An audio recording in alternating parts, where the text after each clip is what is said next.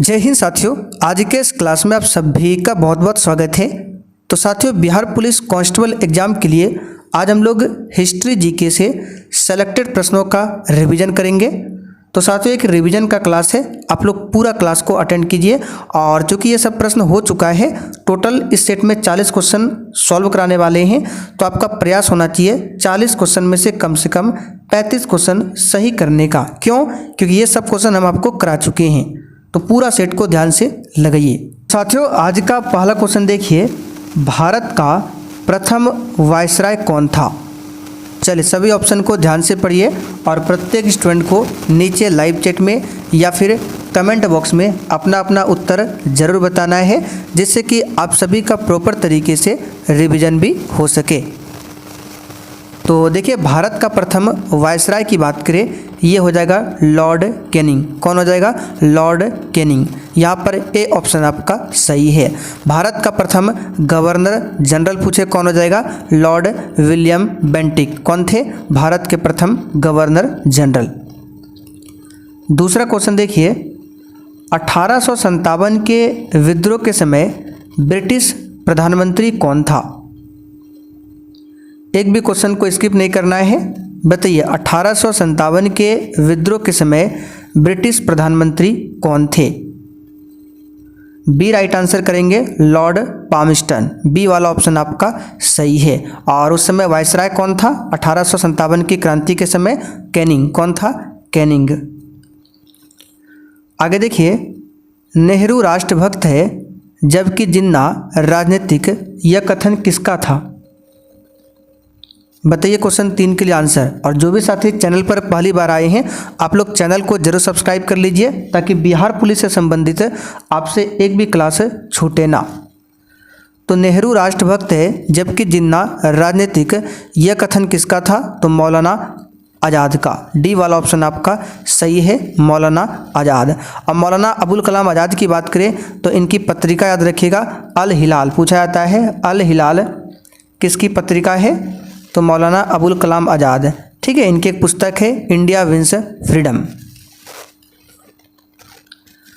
आगे देखिए, महात्मा गांधी के राम राज्य के युगल सिद्धांत कौन से थे? और डिस्क्रिप्शन बॉक्स में टेलीग्राम का भी लिंक मिल जाएगा, उसको ज्वाइन कर लीजिए। वहाँ पर डेली क्लास का लिंक शेयर किया जाता है। तो इसका सही जवाब है सत्य व अहिंसा। चलिए अगला क्वेश्चन, निम्नलिखित में से कौन स्वराज दल से संबंधित नहीं था?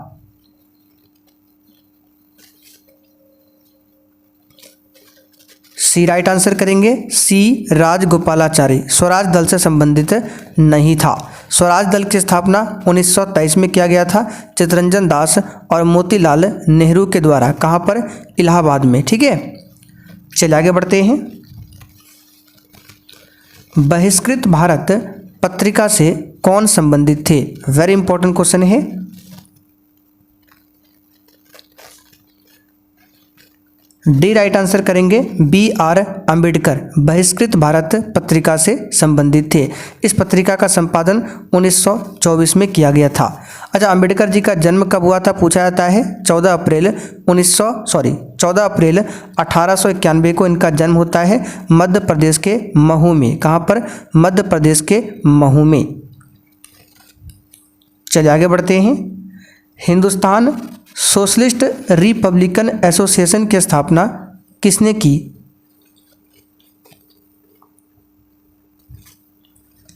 डी राइट आंसर करेंगे, चंद्रशेखर आज़ाद ने। कब? 1928 में। ठीक है, तो एक है हिंदुस्तान सोशलिस्ट रिपब्लिकन एसोसिएशन और एक है हिंदुस्तान रिपब्लिकन एसोसिएशन, जिसकी स्थापना कब किया गया था? तो 1924 में।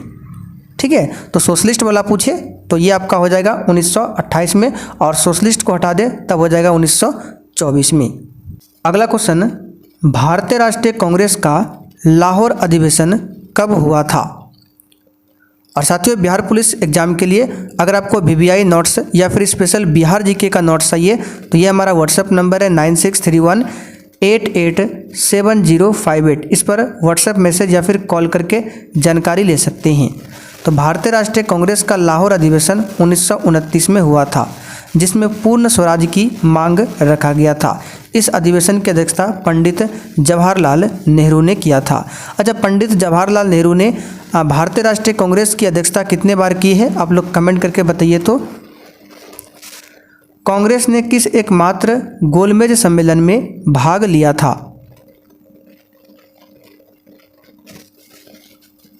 तो इसका सही जवाब क्या हो जाएगा?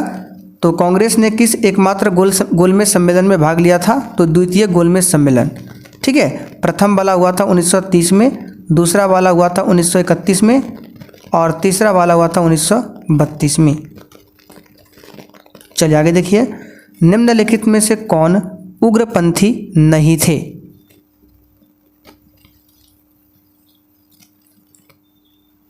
डी राइट आंसर करेंगे, गोपाल कृष्ण गोखले उग्रपंथी नहीं थे। इन्होंने 1905 में सर्वेंट ऑफ इंडिया सोसाइटी की स्थापना किया। मुस्लिम लीग ने भारत विभाजन की मांग सर्वप्रथम कब की थी? साथियों, क्लास में क्वेश्चन का ज़्यादा डिस्कस नहीं कर रहे हैं। अगर आपको फुल डिस्कशन के साथ पढ़ना है तो रात 8 बजे की क्लास को कीजिए। वहाँ पर फुल डिस्कशन के साथ आपको क्लास मिलेगा, जीके, साइंस, मैथ्स, हिंदी, व्याकरण, इंग्लिश। तो यहाँ पर इसका सही जवाब है 1940 के अधिवेशन में। ठीक है, 1940 के अधिवेशन में। कुंवर सिंह 1857 में विद्रोह के एक प्रमुख नायक थे। वह निम्नलिखित में से किससे संबंध थे?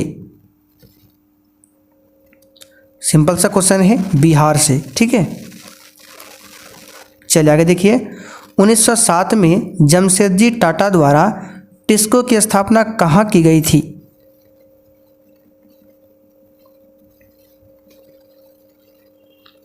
राइट आंसर करेंगे साकची, बिहार। कहाँ पर? साकची, बिहार में। आगे देखिए, वारदोली सत्याग्रह में मुख्य भूमिका किसने निभाई थी? तो यहाँ पर इस क्वेश्चन का आंसर क्या होगा? सरदार वल्लभ भाई पटेल। बारदोली सत्याग्रह कब हुआ था? 1928 में हुआ था। आगे देखिए, अमेरिका में नागरिक अधिकार आंदोलन किसके द्वारा शुरू किया गया था? अच्छा क्वेश्चन है, बताइए। अमेरिका में नागरिक अधिकार आंदोलन किसके द्वारा शुरू किया गया था? तो मार्टिन लूथर किंग जूनियर के द्वारा। ए ऑप्शन यहाँ पर आपका बिल्कुल सही है। चलिए आगे बढ़ते हैं। किस घटना ने राष्ट्रवाद की अवधारणा को जन्म दिया था?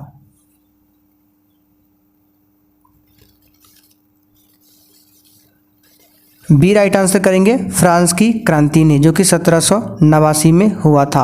आप लोग कमेंट करके बताइए, क्रीमिया का युद्ध कब हुआ था? प्रथम विश्व युद्ध का तात्कालिक कारण क्या था? बताइए, प्रथम विश्व युद्ध का तात्कालिक कारण क्या था? राइट आंसर करेंगे, ऑस्ट्रिया के राजकुमार की हत्या। प्रथम विश्व युद्ध की शुरुआत 1914 में हुआ था, समाप्त हुआ था 1918 में। चलिए आगे देखिए, साम्यवादी घोषणा पत्र के लेखक कौन थे? सेट में टोटल 40 क्वेश्चन है और ये रिवीजन क्लास है, तो कम से कम आपका 35 क्वेश्चन हर हाल में सही होने चाहिए। तो साम्यवादी घोषणा पत्र के लेखक कौन थे? तो इसका सही जवाब है कार्ल मार्क्स। साम्यवादी घोषणा पत्र को ही इंग्लिश में कहते हैं communist manifesto. Karl Marx Germany के थे। द्वितीय विश्व युद्ध का तात्कालिक कारण क्या था?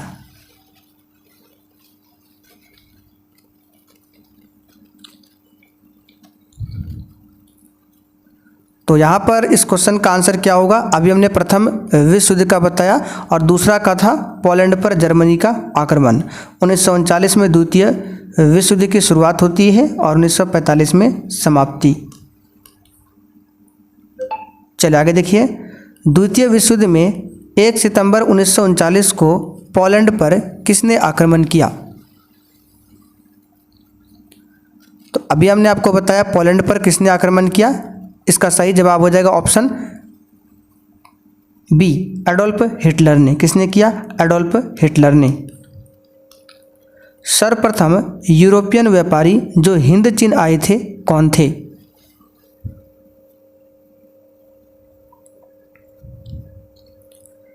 सी राइट आंसर करेंगे पुर्तगाली।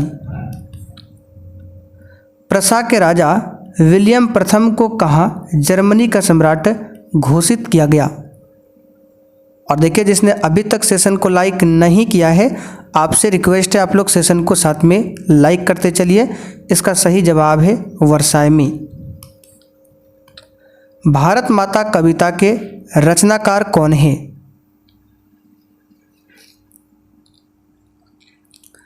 बी राइट आंसर करेंगे सुमित्रा नंदन पंत। प्रसिद्ध गीत सारे जहां से अच्छा इसकी रचना किसने किया था?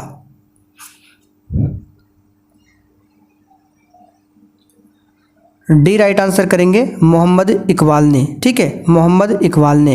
रविन्द्रनाथ टैगोर की बात करें, इनको नोबेल पुरस्कार कब दिया गया था? 1913 में। किस लिए? साहित्य के क्षेत्र में नोबेल पुरस्कार मिला था रविन्द्रनाथ टैगोर को। निम्न में से कौन सा एक क्षेत्र 1857 के विद्रोह से प्रभावित नहीं था? बी राइट आंसर करेंगे चित्तौड़। ठीक है, चित्तौड़ प्रभावित नहीं था। अच्छा, झांसी से नेतृत्व किसने किया था इस विद्रोह का? तो लक्ष्मीबाई ने। लखनऊ से किसने किया था? बेगम हजरत महल ने। अच्छा, 1857 के समय ब्रिटेन के पीएम कौन थे? पामस्टन, ये बता चुके अभी। निम्नलिखित में से कौन फेबियन आंदोलन का प्रस्तावक था? तो फेबियन आंदोलन का प्रस्तावक एनी बेसेंट को माना जाता है। ठीक है, इन्होंने होम रूल लीग आंदोलन चलाया था। इनकी एक पुस्तक है कॉमनवेल। अगर पूछे कॉमनवेल पत्रिका किससे संबंधित है? एनी बेसेंट से। कामागाटमारू क्या है?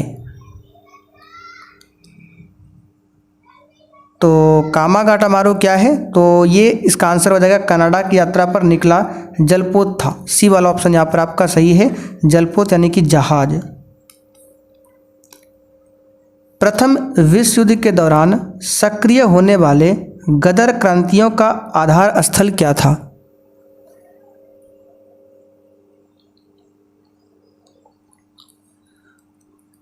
तो यहाँ पर क्वेश्चन नंबर 28 के लिए आंसर क्या हो जाएगा? उत्तरी अमेरिका। ठीक है, बी वाला ऑप्शन आपका सही है। गदर क्रांतियों का आधार स्थल क्या था? उत्तरी अमेरिका। चलिए आगे देखते हैं। निम्नलिखित में से किसने वर्नाक्यूलर प्रेस एक्ट निरस्त किया था? तो साथियों, वर्नाक्यूलर प्रेस एक्ट की बात करें तो लाया किसने था, निरस्त किसने किया था, ये सब पता होना चाहिए। तो निरस्त किया था लॉर्ड रिपन ने 1882 में। लाया किसने था? लॉर्ड लिटन ने लाया था। रिपन की बात करें तो स्थानीय स्वशासन का जनक कहा जाता है और प्रथम फैक्ट्री एक्ट जो आया था इसी के समय में आया था, रिपन के समय में।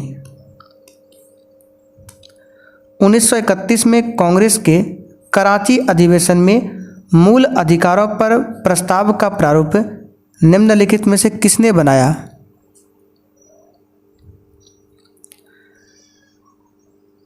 सी राइट आंसर करेंगे डॉक्टर राजेंद्र प्रसाद ने। ठीक है, डॉक्टर राजेंद्र प्रसाद ने। 1931 का जो कराची अधिवेशन था, अध्यक्षता किसने किया था? सरदार वल्लभ भाई पटेल ने।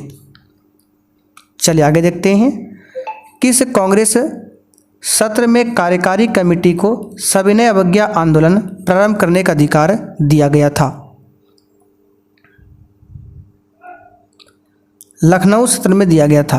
कब? लखनऊ सत्र में। वर्ष 1939 में कांग्रेस को छोड़ने के पश्चात सुभाष चंद्र बोस ने किस दल की स्थापना की थी? डी राइट आंसर करेंगे फॉरवर्ड ब्लॉक की स्थापना 1939 में। ठीक है, 1939 में ही सुभाष चंद्र बोस ने भारतीय राष्ट्रीय कांग्रेस से इस्तीफा दे दिया था। ठीक है, तब पद संभाले कौन थे? तो जब सुभाष चंद्र बोस ने पद से इस्तीफा दिया तब पद संभाले थे राजेंद्र प्रसाद ने। ठीक है, चलिए आगे बढ़ते हैं। वंदे मातरम गीत में किस विद्रोह का चित्रण किया गया है?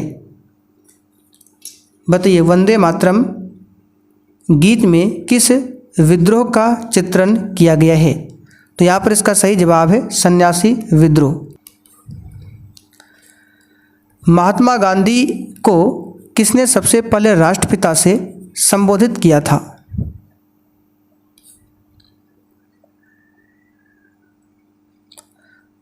सी राइट आंसर करेंगे सुभाष चंद्र बोस ने। अच्छा, महात्मा गांधी को महात्मा किसने कहा था? रविंद्रनाथ टैगोर ने। कूका आंदोलन कहाँ से संबंधित है? ए राइट आंसर करेंगे पंजाब से। चलिए आगे देखिए, हरिजन बंधु नामक पत्रिका का नाम बदलकर क्या रखा गया था?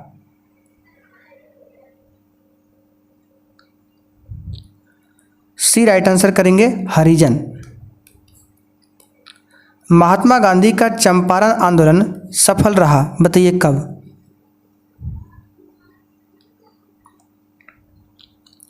तो साथियों, महात्मा गांधी का जो चंपारण आंदोलन है ये सफल कब रहा था? तो 1917 में। और चंपारण आने का आमंत्रण किसने दिया था महात्मा गांधी को? राजकुमार शुक्ला ने। सर्वेंट्स ऑफ इंडिया सोसाइटी से संबंधित बताइए कौन है?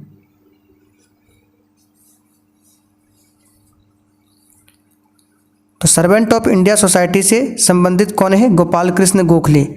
इन्होंने ही 1905 में इसकी स्थापना किया था। 1857 के विद्रोह के समय भारत का गवर्नर जनरल कौन था? कई बार बता चुके हैं, कैनिंग। ठीक है। स्वतंत्र भारत का प्रथम औद्योगिक नीति घोषित कब हुआ? तो प्रथम, द्वितीय और नई तीनों याद रखिएगा। प्रथम 1948 में घोषित किया गया, दूसरा वाला 1956 में, और अभी जो नई औद्योगिक नीति है 1991 वाला नई औद्योगिक नीति। चलिए आज का लास्ट क्वेश्चन आप लोगों के लिए है, जिसका आंसर कमेंट करके बताना है। भारतीय राष्ट्रगान पहली बार कब गाया गया? सभी को इसका आंसर नीचे कमेंट करके बताना है। तो चलिए आज के लिए इतना ही, तब तक के लिए जय हिंद।